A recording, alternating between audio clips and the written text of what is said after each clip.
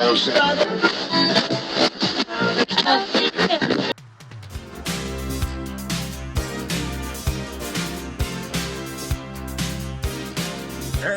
now, here's the highest flying flight sim podcast on the planet, the FlightCast. Well, hello, fellow flight simmers. It is your humble correspondent here, Patrick, and from Flight Simulator X World, I'd like to say hello to you all. It's been a long time, about a year and a half now since we put up another podcast. We've been severely lax in our duties, and I do apologize. Been busy with life around the house, a couple of little kids, trying to build a business and so forth. But I haven't forgotten you entirely. I am back and wanted to share a couple of interesting things happening around Flight Simulator X World and some personal stuff. So thanks for tuning in. Well, first of all, we just celebrated, my wife and I, our 20th wedding anniversary, and we went on a little cruise, 7-day cruise around the Eastern Caribbean. And it was a great time on Royal Caribbean, and we happened to stop at a place I think you'll be interested in. You probably have seen it several times in Flight Simulator X, and that is the most interesting airport of Princess Juliana International Airport on the island of St. Martin, or Saint Martin, as you may say if you're Dutch. It's an island way out there in the Caribbean, and I was quite excited to learn that our ship would be stopping out there, you know, being a big FS geek like I am, and having flown into, you know, in a virtual sense, Juliana several times, and thought it was a great airport. And of course, you see those pictures of the 747s coming in just over the beach, and, you know, people getting blown away by the jet wash from airplanes taking off. So lo and behold, we rented a Jeep, and my friends and I drove over, and of course my wife, over to it's called Moho Beach. It's right there at the base of Princess Juliana. That's where you see everybody getting blown off the beach. It's called Moho Beach, M-O-H-O Beach. And there's a little, you want to say bar and grill type of place there called the Sunset Bar, where people do all their plane spotting. And so we get over there, we drive over there. It wasn't a very far drive, and you look for the beach. There's no beach, and you like, what's happened here? You know, you're kind of wondering what went on. Well, come to find out, there was either a hurricane or a tropical depression that went over the island like just a few days before we got there and wiped out the beach. And I'm showing you pictures here of the beach. And you could see that there's just rocks there. Well, apparently the beach does come back. It takes a good week or two for it to come back, but it does come back, so that's a good thing. So anyway, we had our lunch there at the Sunset Bar, and hey, they have little speakers that carry the what do you want to call it, the radio transmissions from airplanes in the airport, Princess Juliana, so you know when stuff is coming in. And it's kind of fun to watch because you'll see people start running towards the runway, where the end of the runway would be. There's a little access road there, and people go running down there with their cameras and stuff, trying to get these, you know, these cool shots. And it's kind of cool to watch because obviously it is such a major airport for plane spotting. So nevertheless, I did get a few planes coming in, mostly island hoppers, twin turboprops, and I did get one jet coming in before we did take off. Didn't get a 747, unfortunately, but, you know, that's all right. I was there anyhow, and you can see the video here of the plane taking off there. It's pretty cool. And you can really tell how you would get one heck of a jet wash, especially from the 747.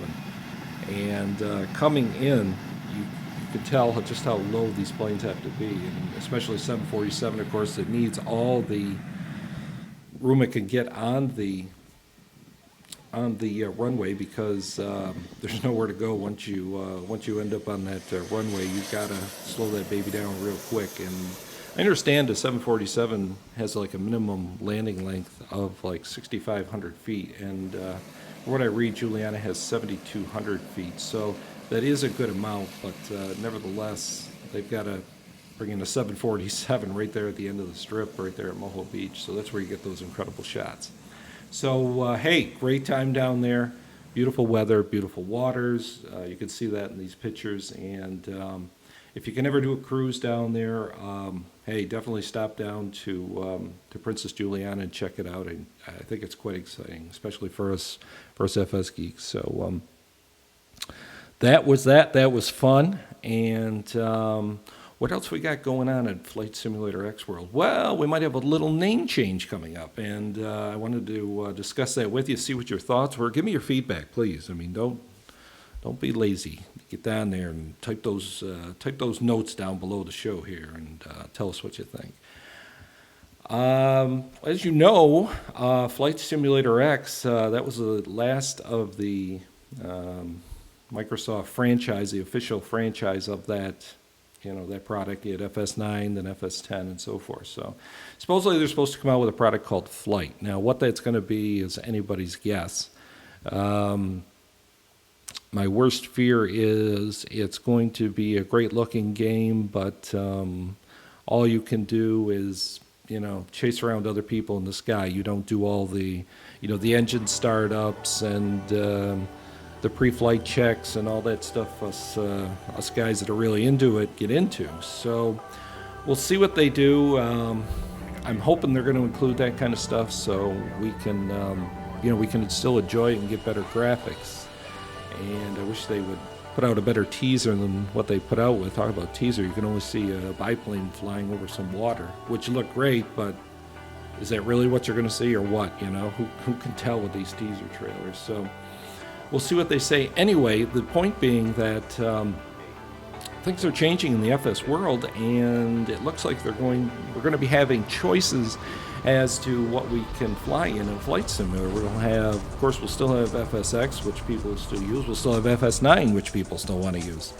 And, of course, the new Flight from Microsoft. Aerosoft is supposed to come out with a program, which will be, or a simulator, which will be really interesting to see. And X-Plane is kicking up their game, too. So we're going to have quite a few choices out there. It's going to be interesting to see how it all shakes out. So how does that relate to Flight Simulator XWorld.com? Well, if you look at the name Flight Simulator X World, that's kind of limiting. It sounds like we're just talking about one thing, Flight Simulator X, and it is true that's what we are primarily focused on, Flight Simulator X or Flight Simulator 9. But things are going to be changing, as I just demonstrated. So thinking about changing the name to something else more encompassing of the whole genre, the whole flight simulation world. So we're thinking of changing it to FlightSimulationWorld.com and dropping the X and trying to make it a more encompassing venue for our hobby. So I'd like to know what you think about that. Yes, there's some concerns if you're a webmaster as well. You know that when you change domain names, that things tend to get really mucked up in your Google rankings and links coming into you and stuff like that. But you can also do redirects to redirect people, and they do land on the old page to the new page. So tell me what you think about that, because it's a big decision, and I want to, you've got to grow the site or else it just stagnates and dies. So that's what we're trying to do. Let me know. I think we're going to go with it, but I'd like to hear your feedback and see what you think.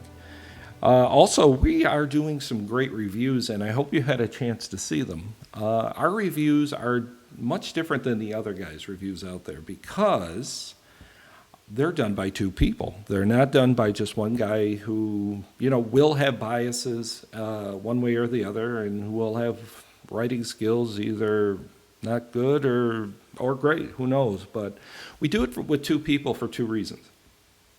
One, it's more of a conversational type tone to the review. It's like two guys talking about it and sharing what they think, which is nice instead of just one guy droning on and on. And also you get a more fair and balanced presentation, and it's more fair to the developer to see how well their product does. Is it great? One guy might think it's super. One guy might say, yeah, it's great, but it's got some problems here and there. So we think we give a better review for you so you can spend your money more accurately. So, hey, that's going to wrap it up for now, okay? We're just getting back into the swing of things here, trying to get our feet wet in the podcast and videocast world. So thanks for hanging in there. Our believe it or not, our FlightCasts are the most used section on Flight Simulator X World. I was looking at the statistics, which I haven't done for a while, and lo and behold, the RSS feed for the FlightCast has been the most used portion of the website, about twice as much as the library. Surprisingly, the library does quite a bit. So I was really surprised, especially since I haven't done an update in quite a while. So that was really interesting. So hence the new video cast here, and well, we'll see. We'll probably try to get another one kicked out in another month or so. And thanks for listening. So, hey, we'll see you around the website. Come jump in the forum. We want you. We need you. We love you. Come see us. So until next time, guys, keep it flying.